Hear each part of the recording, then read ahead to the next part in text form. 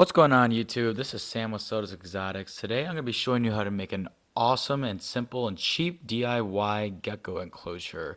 It takes a very short amount of time to make. It's better than spending 20 bucks at a reptile shop or a store where you can get overcharged. You can make a bunch of these for fairly cheap and are about the same price. Stay tuned.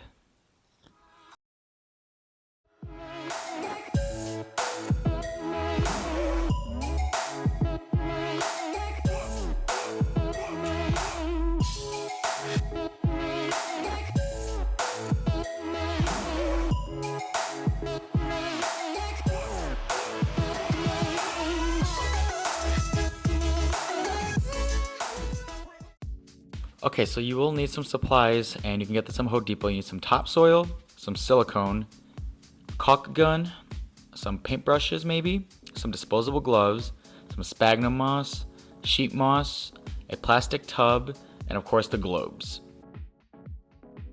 Step as I take my plastic tub, this is really keep all your product in, and you take a fair amount of the organic topsoil. I use Scott's because it doesn't have any fertilizers or anything like that, which is you don't want that in your enclosures. You can use various options and how much you mix, but I like to just do mostly topsoil, add a fair amount of sphagnum moss, as you can see here, and I'll just be adding a little bit of sheet moss as well. Gives it a more natural look.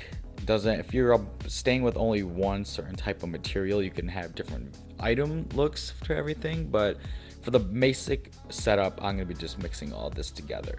It'll give it a more even coat around the whole item as well. So you just go ahead and go mix this all fairly and evenly. Once that's all mixed, you want to take your silicone and you want to pop a hole in the top of it with the pointer and the caulk gun. And you're just going to place it in the caulk gun as well. Make sure you use 100% pure silicone. You don't want anything with any toxins in it.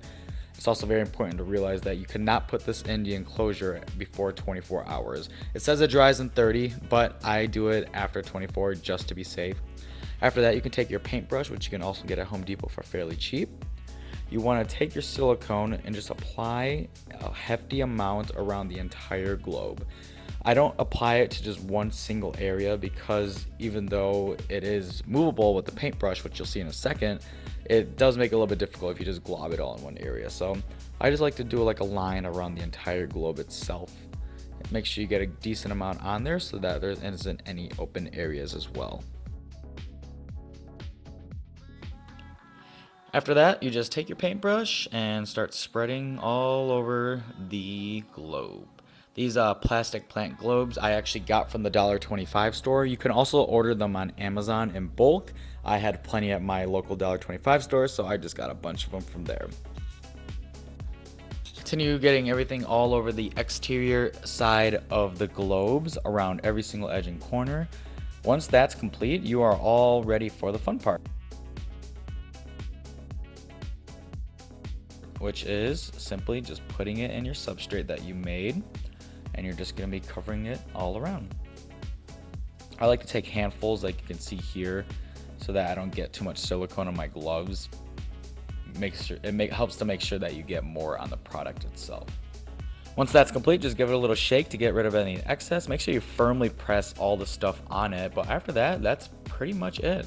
You got that. You can just put it off to the side and let that dry. What I also like to do is in the inside of the globe, you can take some of that sheet moss and put it in the bottom. You could also do the silicone routine on the inside as well, but I don't think that's necessary. I just like to take a little bit of sheet moss and I just put it in the very bottom of it. It makes it kind of like a little bit of a bedding area. With that, you can also do different types of these globes. So for this one, I'm just going to be using pure sheet moss, and it'll give it a super mossy look to it. It'll look really cool in enclosures that need a lot of humidity or a lot of plants. Things such as like dart frogs, I'd say this worked well for, but you can use it for any types of your pets as well. These globes are good for geckos. You could probably use it for little bits of snakes, especially frogs and stuff too. But one thing I would advise here is with the moss, you should split up all the sheet moss before. I kind of just put it on in globs, so it made it kind of messy looking. If you rip it all apart and separate all the fibers, it'll make it a little bit easier when adhering to the globe itself. So yeah, once that's all put on there, you have a different type of bulb, or I should say house or hide, that you can use for any of your geckos or other reptiles, or even some invertebrates. You can also do another type I did. I'm not going to show it in this video, but I also did one with just pure sphagnum moss, and I didn't think I would like it that much, but I actually did.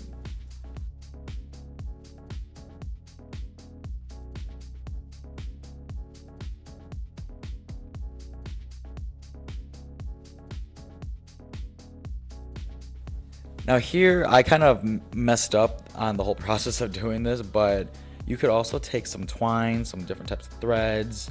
I just used a little bit of some rope that I had extra left over, and I put some silicone on. I would go a little bit heavier than what you see in the video because I didn't put enough on there and the product isn't going to stick all the way on. But if you want to make it a little bit of like of a vine to attach to the top of the globe, you can use that, and you can just use the same process that you did for everything else, and then you make a little quick little DIY vine as well. I didn't use this for any of my enclosures, I just put them in the bottom, but if you want something that can hang up higher or hang from like the ceiling, it's a good idea, and it's a little bit of a fun activity you could use as well.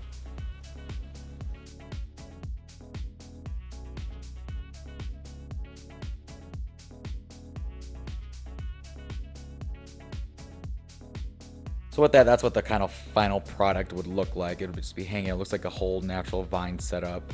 Um, Makes it a little bit more interesting, I guess.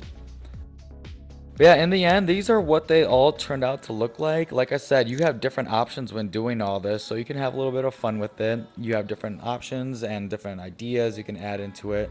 In the enclosure, that's what it looks like too. That's my crested gecko Bellini. I put it at the very bottom.